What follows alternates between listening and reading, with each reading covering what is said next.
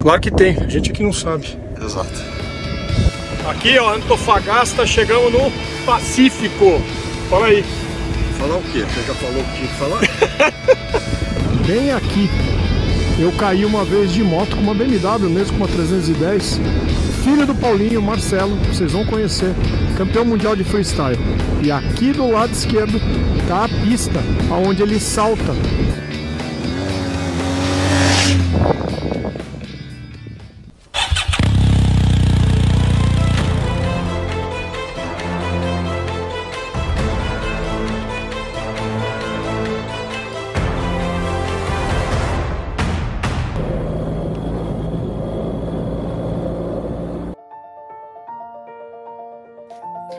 Nesse episódio mergulhamos na essência da Fazenda Santo Antônio, onde cada detalhe reflete a história da família, da trajetória do tio Chico, a continuidade das tradições.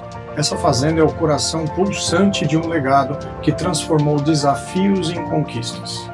Venha descobrir como o passado se encontra com o presente, revelando a verdadeira alma do campo. É muito bacana voltar às origens, onde tudo começou. Essa região aqui, ela era conhecida então como Corredor da Fome.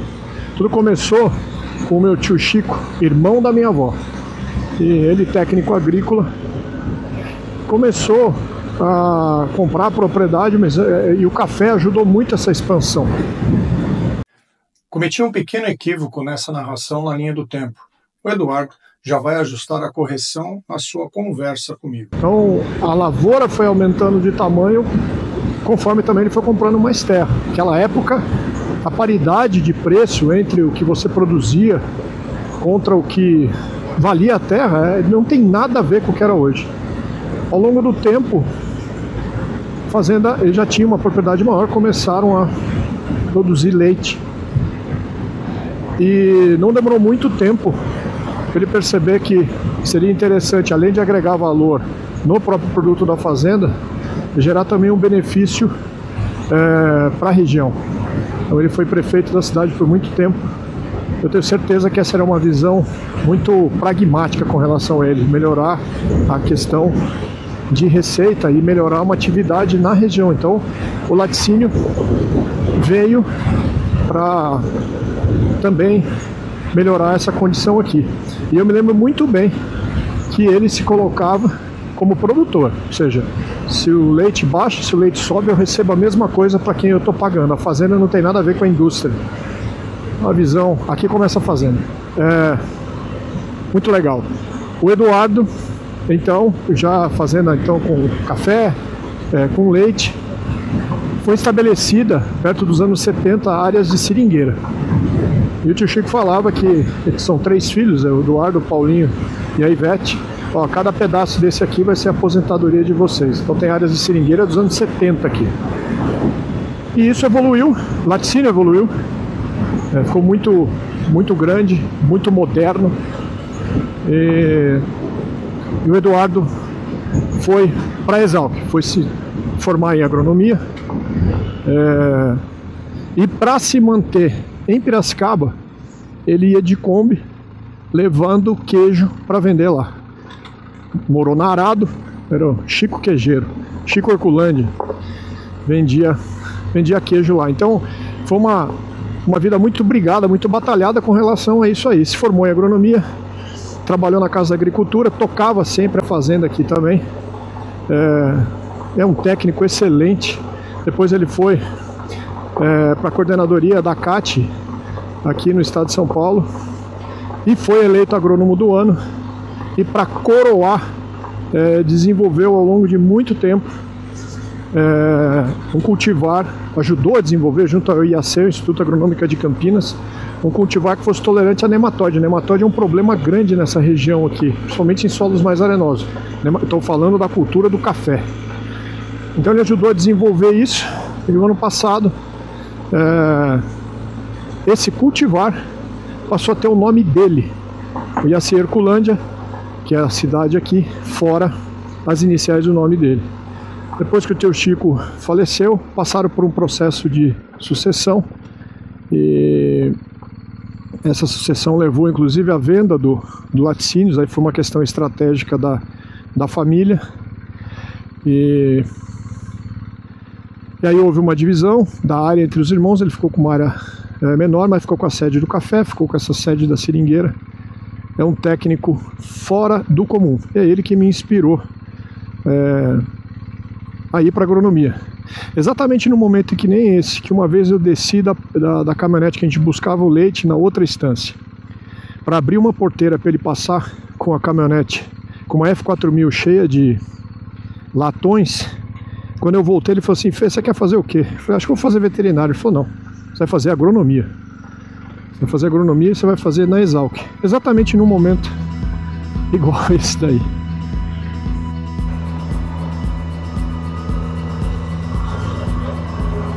Essa sede nova, no caso, que ficou onde ele trabalha, esse é o escritório. A fazenda é super bem cuidada, simples, mas é muito bem cuidada. Eu tenho um carinho muito grande por esse lugar aqui. O escritório é simples, é legal. E nós chegamos na fazenda Santo Antônio. Essa vista aérea da Fazenda Santo Antônio mostra onde a história de gerações se revela em cada detalhe. O Eduardo vai compartilhar conosco essa trajetória que transformou essa terra em um verdadeiro legado. Não.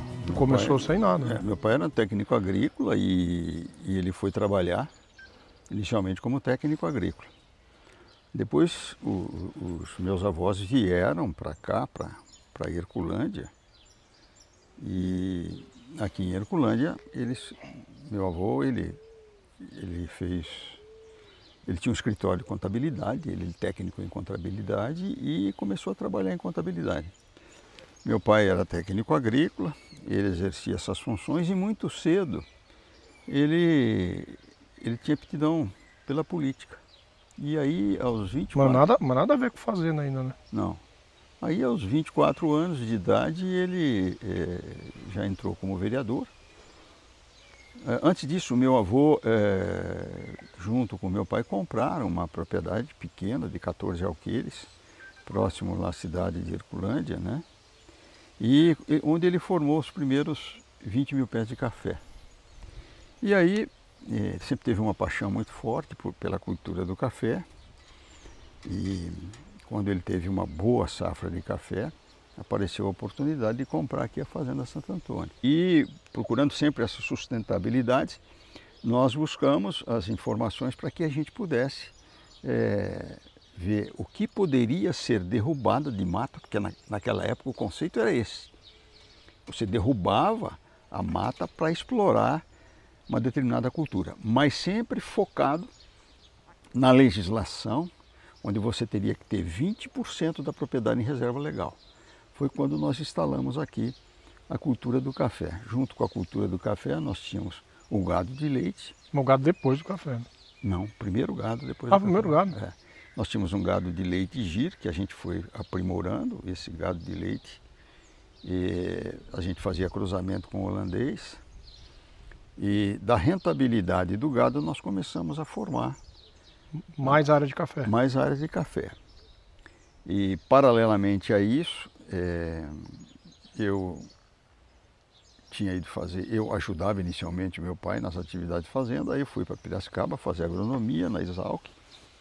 E quando eu voltei, eu assumi a propriedade em 1974.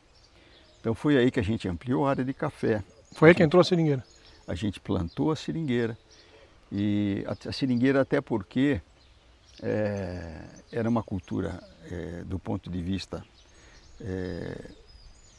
da rentabilidade, para aumentar a rentabilidade da fazenda, mas como aqui nessa área da seringueira era uma floresta, um dos objetivos também foi reestabelecer essa massa verde que está aí. O nosso objetivo era o seguinte: plantar 8 mil plantas de seringueira. Meus pais e nós, três irmãos. Então, era uma poupança para os 4, tá certo? Não os 4, mas os 6 por causa da minha mãe, né? Mas aí a gente percebeu que era uma cultura que realmente era rentável, apesar da demora em que você fazia a primeira exploração, a gente resolveu ampliar a área e acabamos formando 80 mil plantas de seringueira. Isso fez com que a propriedade continuasse sendo explorada com as pessoas residindo aqui na zona rural. Para eu poder fazer uma linha do tempo, quando que daí o laticínio entrou nisso? Não foi lá no começo do leite, né? Não, o laticínio entrou antes da fazenda em 1950. Antes da fazenda? Antes da fazenda, 1950. Então o meu pai... eu não sabia, eu achava que era depois.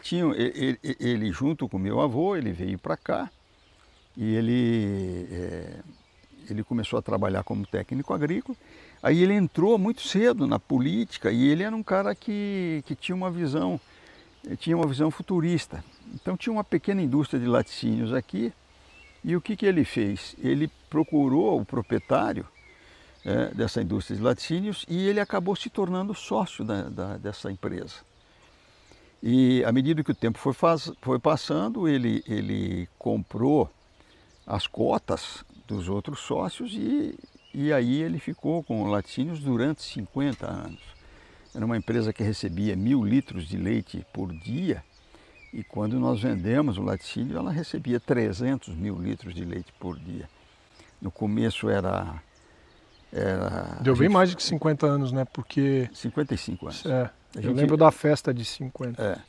A gente no começo eram derivados do leite, do queijo, né? Vários tipos de queijo. E depois a gente entrou também na área do leite barriga mole e do leite longa-vida. Aí a empresa cresceu bastante. E à medida que a empresa cresceu, nós achamos por bem vender essa empresa porque a concorrência era muito forte. Nós passamos a concorrer com Nestlé, com Vigor, com Parmalat, né? E aí, até por uma cautela, a gente decidiu vender a empresa para que a gente pudesse tocar as outras atividades com segurança. Viu, Eduardo? E sabe o que eu estava lembrando? De que a questão da agronomia, você ia para Pira, morou na Arado e levava leite para vender. Queijo, né? Sim. E interessante que depois de 2 anos eu passei a ser o maior vendedor de queijo do laticínio. Estudava na Exalc e vendia meus queijos. Tanto é que o meu apelido, ali na minha classe, né, além de Chico Herculândia, era o Chico Queijo. Queijeiro. Eduardo, aí assim, ó, eu lembro de cada final de feriado, a minha mãe me botava lá no juizado de menores, pegava uma autorização, pegava o ônibus e vinha para cá. Isso já foi em... foi quando a gente voltou dos Estados Unidos, 85. A partir de 85 você começou. Daí vim direto. Eu sabe o que eu vi assim, ó, e a gente roda um monte, né? As propriedades todas se transformam. Com certeza. E aí, e o negócio vai às vezes para um lado ou para o outro pelo negócio da família, né? E aí, o que aqui nunca perdeu de, como é que eu vou te dizer assim, da perspectiva, mas essa é a tua perspectiva técnica. Não é, você vê, ó, essa é uma cultura da seringueira de 78. O leite, enfim, lá no começo. 64. Aí o café veio também, mas depois o café... 65. Então, aí o café vem brigando depois com nematóide, não sei o quê. Mas uma coisa que eu acho, e que falta muito em fazenda, não é aquela cultura que está ali. Para onde eu vou? Qual é o próximo passo? Sim. Então, por exemplo, se eu tenho um problema com a seringueira, eu vou continuar sim ou não, mas eu vou colocar outra coisa. Que coisa é essa? Eu tô com o café que virou, que começou a ter problema. Eu vou resolver como, troco, vou para onde? Só quem é técnico e vive daquele negócio que pensa a troca. Essas aqui são as áreas, a máquina de café, maquinário, e aqui as áreas de seringueira. É maravilhoso isso aqui.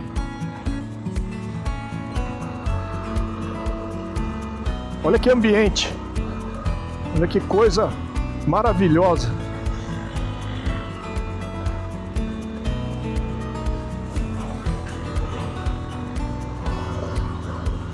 Existe todo um processo de uma tecnologia da sangria,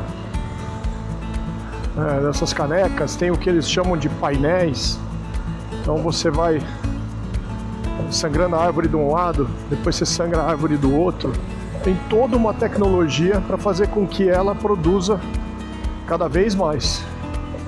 Então eu não domino nada disso, mas o Eduardo é um craque nesse assunto. Vamos vir aqui, voltamos ali em cima, tem uma área de café. Mas olha que ambiente, olha que maravilhoso. Então, esse a seringueira, então, é um processo de extração do látex. Existem alguns outros subprodutos, vamos dizer assim, e todos eles são utilizados na indústria da borracha, né? Então você tem o primeiro produto mesmo, que é o que sai da árvore, e depois tem um resíduo que fica nessas canecas, e esse resíduo ele também é retirado depois, é vendido, e ele vai para outro tipo de indústria, para outro tipo de uso. Ou seja, você tem aí uma condição legal de uso de tudo quanto é coisa. E aqui aqui tem uma outra área de café. Então uma fazenda que vai usando as suas áreas da melhor forma possível. Ele introduziu o amendoim nessa região aqui, e o amendoim ajudou a mudar efetivamente a economia daqui. Ele é um grande responsável por isso. A fazenda passou a produzir soja há uns anos atrás, mas ele tem muita condição de passar a produzir amendoim também. Então ele fez agora uma parceria com o agricultor para que ele entre nesse negócio também de uma forma mais tranquila, já que maquinário a fazenda ainda não tem, e o maquinário para a lavoura de amendoim é um negócio caro. Olha aqui as duas culturas. E então ele vai começar em parceria, vai entrando no negócio, vai aos poucos mudando também a cara da propriedade nesse sentido. Então é um cara tecnicamente muito bom, tem uma perspectiva e sempre uma projeção, ele está sempre pensando na fazenda nos próximos anos. Eu vejo que isso falta muito no nosso agronegócio, sabe? Eu tenho na minha mente o seguinte: você nunca deve estar mudando de cultura simplesmente porque a situação está ruim. Porque se você tem uma determinada cultura e você permanece na cultura, você pega os altos e baixos e você, na média, você consegue sobreviver. Agora, existem determinados momentos, por exemplo, que realmente você tem que mudar, né? E na hora da mudança, é preciso que você faça a mudança não com o entusiasmo, puxa, eu vou migrar para essa determinada cultura porque ela está dando dinheiro. Não, você tem que ver o histórico da cultura e até ter informações sobre o futuro dessa cultura. E a vocação sua para tocar aquilo. Exatamente. E eu acho que essa questão da permanência da cultura... Agora, a cada... porque a diferença entre a perene e a anual, né? A cada época você tem que reinventar a sua propriedade. É isso que então, a partir do momento em que você tem um problema de nematóide no café, mesmo que a gente desenvolva um cultivar tolerante ao nematóide, aí você começa a ter temperaturas altas, você começa a ter problemas de mão de obra, tá? Problemas de microclima. Quando a gente percebeu e a gente tem esse espírito de trabalhar com cultura perene, quando a gente percebeu de que o café estaria com os anos contados e não com os dias contados, a gente migrou para a seringueira. Aqui, essa região do estado de São Paulo, muito quente, como todo lugar tem problema de veranico, não sei o quê. Então aí o café tem aquele ano de safra alta, depois aquele ano de safra baixa. Aí a ideia é assim, não, vamos irrigar porque eu resolvo o problema hídrico. Eu acho que diminui um pouco a diferença entre o ano bom e o ruim, não diminui? Diminui. Mas não iguala. A irrigação é o seguinte, ela não aumenta a produtividade, ela te garante a produtividade no Pois café. é, isso aí, é isso que eu estava lembrando. Isso aí não potencializou indiretamente o nematóide? Exatamente. Nós tínhamos consciência disso. Mas o que estava acontecendo? A gente trabalhava com duas direções. A gente tem sempre o problema do nematóide e tinha o problema das secas sucessivas. Às vezes você pegava uma geada no meio desse caminho, quer dizer, a cultura estava implantada. O que nós fizemos? A gente trabalhou com a expectativa de selecionar um cultivar de café tolerante a nematóide, tá certo? Até porque a gente sabia que irrigando para garantir a produtividade a gente ia potencializar o problema do nematóide. E assim a gente fez. Porém, quando chegou agora em 1921... Não, 2021. Desculpe, puta merda, vai ter corte aí pra caralho. Quando chegou em 2021, nós estávamos aqui com 102 hectares de café, com 400 mil plantas.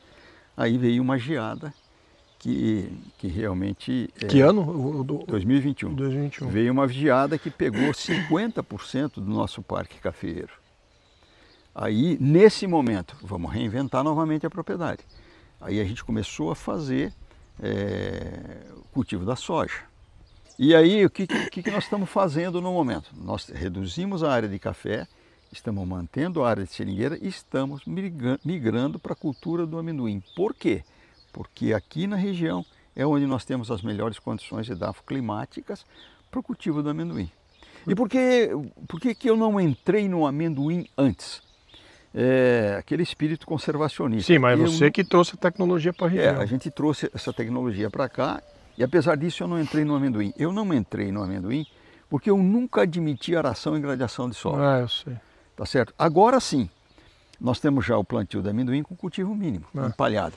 E aí nós estamos migrando para o amendoim. Então você tem sempre que estar reinventando a propriedade. Eu sempre trabalhei a vida toda e de repente você dizer, não, eu vou ficar 60 dias ou passeando ou numa praia, eu não consigo. Não consigo porque desde os 11 anos de idade, quando eu trabalhei como contínuo num banco, que era um banco agrícola fundado pelo meu pai, Banco de Crédito Cooperativo, tá certo? Não havia banco e o meu pai, quer dizer, técnico agrícola, ele se tornou prefeito da cidade e ele vislumbrava aqui para a nossa região o desenvolvimento, né? Baseado na associação, no cooperativismo, ele acabou fundando um banco de crédito cooperativo. E eu fui contínuo aos 11 anos, quer dizer, eu trabalho desde os 11 anos até os 74,5.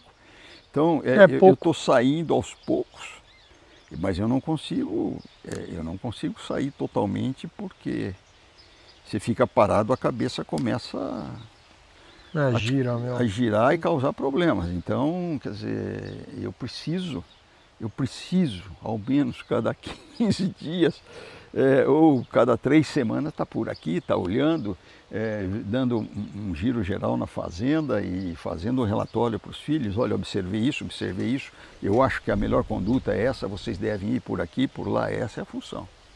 Eu sempre pensei no seguinte, eu nunca gostei de colocar os ovos numa única cesta. Então, eu sempre trabalhei com 3 atividades no mínimo, tá certo? Então, como é que eu estou aqui hoje? Eu tenho o café, eu tenho a seringueira e agora nós estamos passando para o ciclo do amendoim. Você diria, como é que é a seringueira? Nós passamos por um momento extremamente difícil o ano agrícola passado. Tá? Só que o ano anterior, o ano atrasado, a seringueira teve alta rentabilidade. Então, aquilo que eu falo para você, tudo é cíclico. Tudo é cíclico. No caso do café, por exemplo, qual é a perspectiva do café? Para esse ano é boa. Por quê? A gente vem de um ano de safra baixa e nós tivemos uma seca intensa e nós iremos para uma outra safra baixa. E qual é o diferencial meu? Eu irrigo, então eu vou ter produção. E aí você tem produção com preço alto. Agora, na hora de renovar, você renovaria o parque cafeiro? Eu não renovaria mais. Porque a mão de obra para a cultura do café está se tornando muito difícil. não para colheita, não para tratos culturais e tal. Mas o café é uma cultura que exige um sistema de podas. E se você poda, existe um sistema de desbrota. E essa mão de obra de desbrota, ela está começando a ficar cara. Mas não tem como você fazer sem desbrotar? Tem. Você tem que aumentar o número de podas. Você aumentando o número de podas, o que acontece? Toda vez que você poda a parte aérea, você diminui o sistema reticular. Como eu tenho nematóide, mesmo que eu tenha o café enxertado, resistente e tolerante ao nematóide, tá? Toda vez que você intensifica o número de podas, você diminui o sistema radicular, o nematóide cada vez mais ele tem... Proporcionalmente ele fica maior. E ele fica maior em relação ao número de raízes que você tem. Então, é um negócio, no café é um negócio que eu tenho que repensar. Muito embora eu seja um apaixonado por café, eu tenho que repensar. Tá certo? E a cultura da seringueira? A cultura da seringueira, ela tem um ciclo. O ciclo dela se completa mais ou menos aos 50 anos. E eu estou no 34º. Aí nós vamos ter que reinventar novamente a propriedade. Qual é a diferença quando a gente fala do Robusta e do Arábica? Bom, o Arábica é um café que produz uma bebida que é apreciada no mundo todo. Tá certo? É a bebida que o mundo pede, que é a bebida de café mole, estritamente mole, duro, e às vezes até o riado. Quando você pega um Robusta, apesar dele ser altamente produtivo, a bebida do Robusta ela não é apreciada pelo mundo. Então, para que você planta o Robusta? O Robusta ele é plantado para fazer blends, misturas com o café Arábica. E aí quando você pega, por exemplo... Mas o Arábica não produz, a produtividade não é igual ao outro. Não, às vezes a metade. E o Robusta é muito utilizado para café solúvel. Ah, entendi. Para café solúvel. Entendeu? Agora, se você quer uma bebida de qualidade, você tem que plantar o café Robusta. E tem que ter os dois no caso da fazenda ou não? Não, no meu caso não. Especificamente no meu caso, sim. Eu tenho o Robusta não para produzir café, mas eu tenho o Robusta como fonte de produção de semente para que eu possa fazer mudas de café resistente ao nematóide, que é hoje o chamado Iacea herculânea, que foi um trabalho meu junto com mais 4 colegas de turma, mais 3 colegas de turma. Modesto pra caralho, tem até teu nome no negócio. Pois é, eu consegui eternizar o meu nome num cultivar de café, que é uma das 5 plantas mães do Iacea herculânea, que ficou o café Iacea FEBS, que é Francisco Eduardo Bernal Simões. Puta que massa.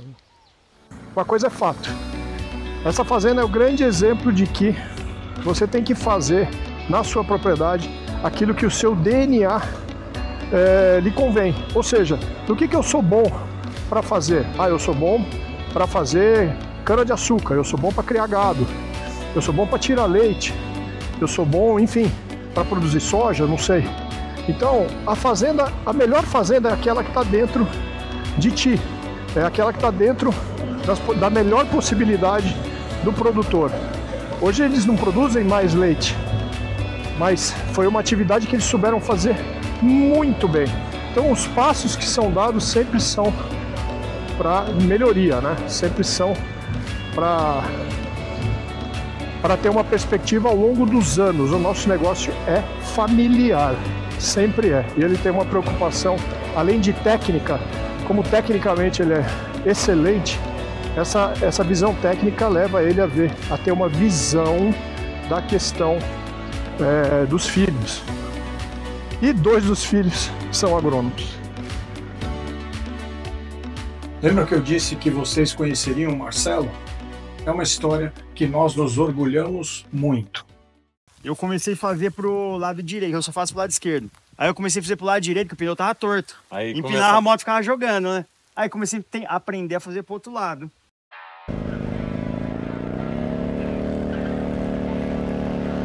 Prepare-se para ouvir o meu primo Marcelo Simões, campeão mundial de freestyle motocross, contar como levou o Brasil ao topo do campeonato mundial na Rússia em 2019. Eram 6 saltos, 3 sequências, então você tinha 6 6 saltos para fazer a melhor entortada.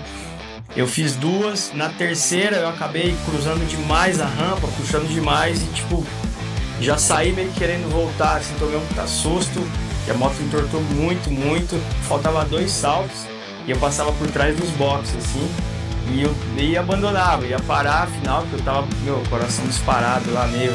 Eu lembro do Matt Bike, um americano, foi medalhista várias vezes também de step-up, salto de altura, do X Games. Ele correu na grade assim, mano, começou a comemorar, pilhou eu, falou, meu, vai, continua, você vai ganhar isso daí e tal. E isso aí me deu mais força ainda, eu fui, acho que foi os 2 melhores whips meu, foi nessa última sequência, e sair vencedor dessa modalidade foi muito legal.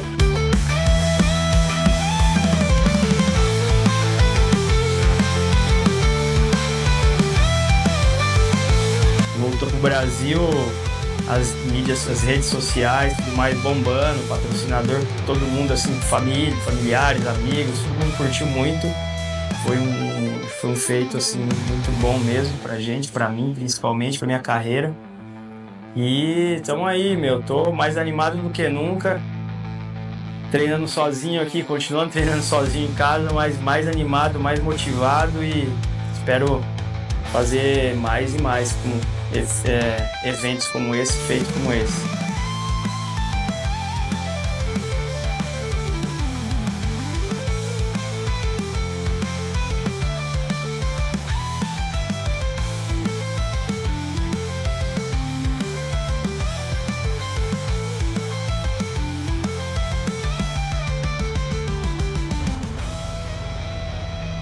Convido vocês a nos acompanhar em uma sequência de cenas incríveis, gravadas com a minha moto, lado a lado com a do Marcelo.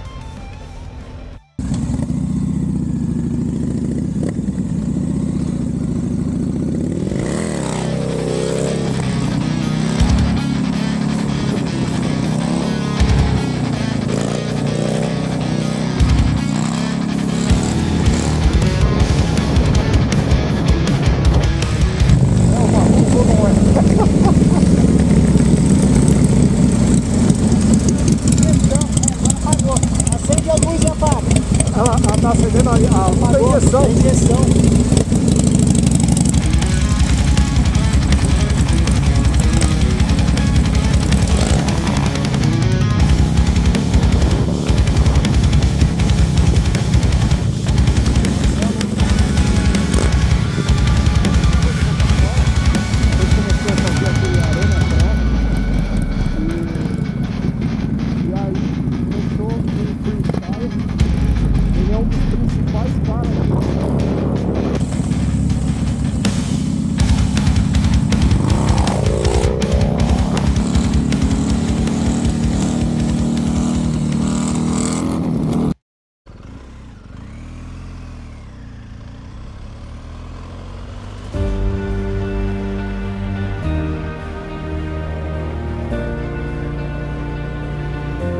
Essas imagens contam a história de um legado que se transmite de geração em geração, onde a paixão pelo campo e a tradição familiar se renovam a cada instante.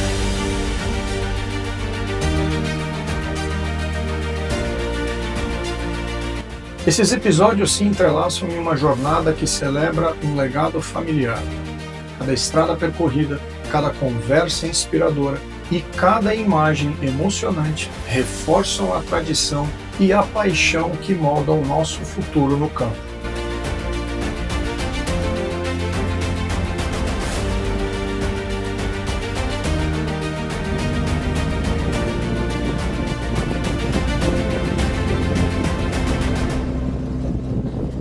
Enquanto pego a estrada sentido contrário, indo embora, ela se torna minha companheira mais uma vez.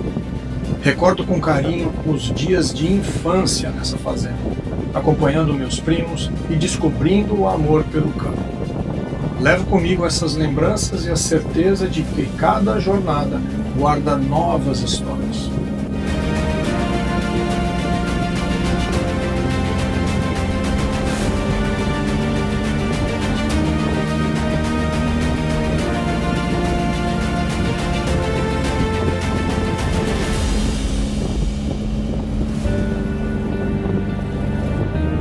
Se você curtiu esse episódio, deixe seu like, inscreva-se no canal e ative as notificações para receber todos os nossos novos episódios.